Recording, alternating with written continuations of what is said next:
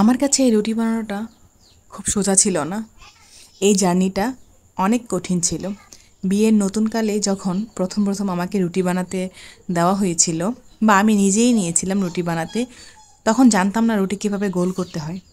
তখন কি করতাম, টিফিন বাটি আছে না, টিফিন বাটি দিয়ে শেপ করতাম, গোল শেপ করতাম। আমি জানি এই কথাটার সাথে অনেক মেয়েরই সাথে মিলে যাবে, কারণ অনেক মেয়েরই হয়তো এই পন্থা অবলম্বন করছেন আমার মতন, আমি জানি। তো আলহামদুলিল্লাহ এখন আমার টিফিন বাটি লাগে না, এমনিতে আলহামদুলিল্লাহ গোল হয়ে যায়। কিন্তু এখন আমি পুরোপুরি শিখিনি। ওই যে বলেছিলাম না শ্বশুরবাড়ির শিখার কোনো শেষ নেই। এখনও পুরোপুরি রুটি বানাতে আমি পারি না। যদিও দেখছেন রুটিটা গোল হয়েছে, তারপর আমি মনে করি যে আমার কাছে এখনও পারফেক্ট হয়নি। তো যাই হোক, আজকে রান্না করব আমি পেঁপে দিয়ে পাবদা মাছের ঝোল।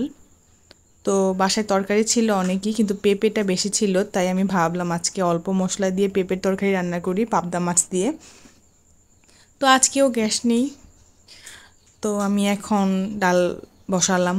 এই যে বড় ছেলের জন্য মাংস রান্না করব, পাবদা মাছ দিয়ে পেঁপে দিয়ে রান্না করব এবং লতি দিয়ে। তো এখানে আমি ডাল বসিয়ে দিয়েছি, আর হচ্ছে পেঁপেগুলো আমি একটু ভাপিয়ে নেব, কারণ আমার কাছে মনে হয় পেঁপেগুলোর মধ্যে একটু কষ থাকে।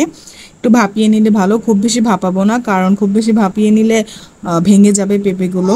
তো এই যে সেই ঐতিহাসিক মাছ, এই মাছগুলো ভাজতে আমার যে কী পরিমাণ কষ্ট হয়েছে, মানে আমি তো অনেকভাবেই অনেক মাছ রান্না করেছি, কিন্তু পাবদা মাছের মতো এত ফোটে নাই কোনো মাছ, এমনভাবে ছিটকে আসছে, মানে আমি একটা মাছ দেই আর অনেক দূরে সরে যাই, যেমন ঢাকা দিয়ে ঢেকে রেখেছিলাম। আর জানেন না কি পরিমাণ শব্দ যে হচ্ছে, যদি আমি আপনাদের শোনাতে পারতাম।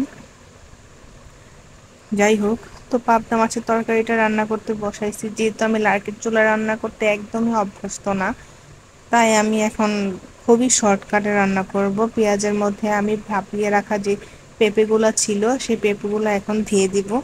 দিয়ে দিলে কি হবে, যে দেখুন একটু পরেই দেখবেন কি যে নিচে দিয়ে পোড়া লেগে গেছে। মানে আমরা যখন গ্যাসে রান্না করি তখন আঁচটা কমিয়ে বাড়িয়ে নিতে পারি, লার্কির চুলায় যেহেতু আমি অভ্যস্ত না মাটির চুলায় রান্না করা, তো নিচ দিয়ে লেগে গেছে।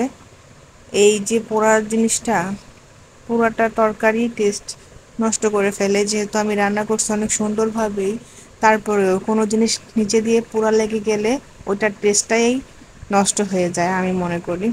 সেই সাথে আজকে রান্না করব লতি দিয়ে নোনা শুটকি।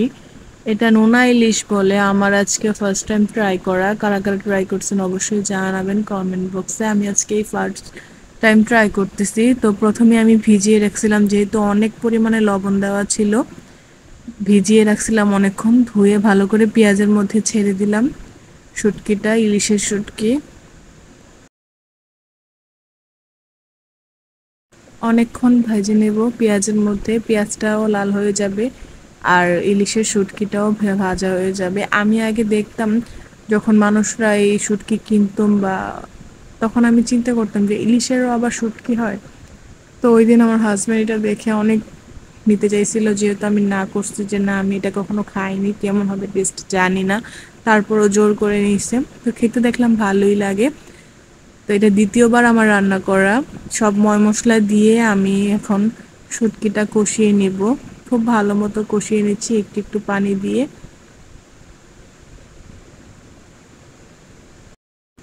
খুব ভালো মতো আমি একটু একটু অল্প অল্প পানি দিয়ে ভালো মতো কষিয়ে নিয়েছি। আর লতিগুলো আমি আগে থেকে ভাপ দিয়ে রেখেছিলাম ফ্রিজে। তো আজকে ভাবলাম অন্য কোনো তরকারি রান্না করব না, একটু শুটকি তরকারি হলে ভাত খাওয়া যায়। তো এই যে আমি লতিগুলো দিয়ে দিচ্ছি। খুব ভালো বেশি আমি লতিগুলো সিদ্ধ করিনি, দেখতেই পারতেছেন আস্ত আস্ত লতিগুলা রয়েছে। খুব ভালো মতো আমি এখন কষিয়ে নেব। লতি রান্না করতে দিয়ে আমি একটু নিচে গিয়েছিলাম, এসে দেখি লতি রান্নাটা কমপ্লিট।